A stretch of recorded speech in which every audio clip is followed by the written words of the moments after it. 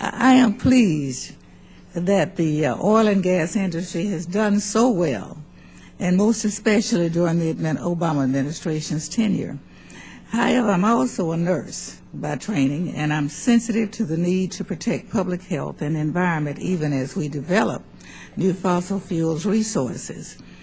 This hearing is advertised as being about the science of fracking, but the majority's witness consists of state economic regulation and development officials, a representative of a firm that was set up to run public relations for the fracking industry, and a scientist who has been paid by one of the largest fracking firms in the country.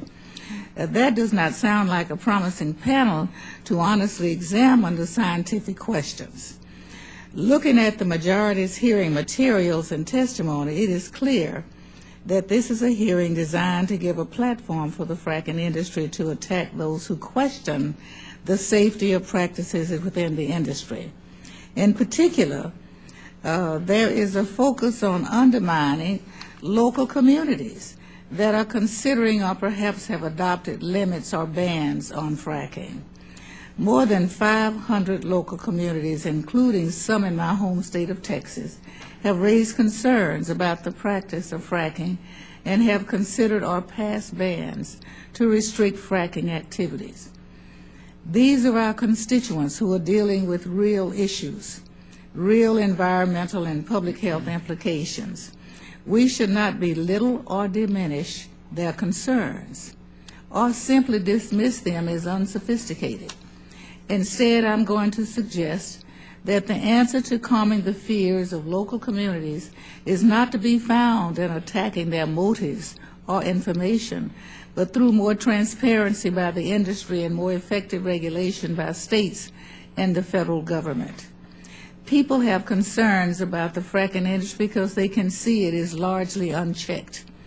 For example, in the state of Colorado, with over 52,000 active fracking wells, the state has only 40 inspectors.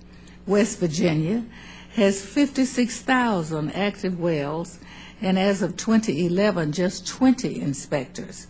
Pollution of drinking water, whether from fracking or flawed construction of the well, or from surface waste from the site moving into aquifers, has occurred at least 248 times between 2008 and 2014 in Pennsylvania.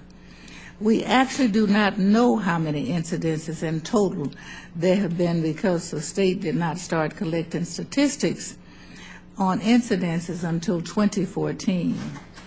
If we had more transparency, more accountability, and more oversight, local communities would be able to make well-informed choices.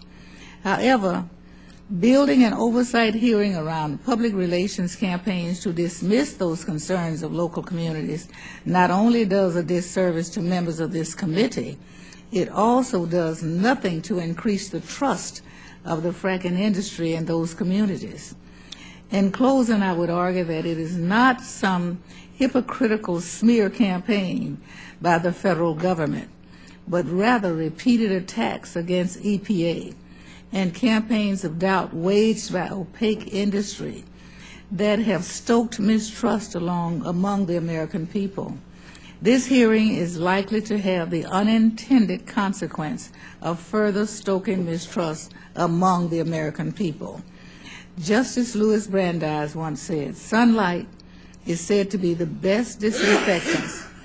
I can't agree more. It is time that our local communities are provided with transparent information from industry to better understand the environmental and public health risk proposed by hydraulic fracturing activities. Mr. Chairman, I think the problem is not that local communities are given bad information from activists.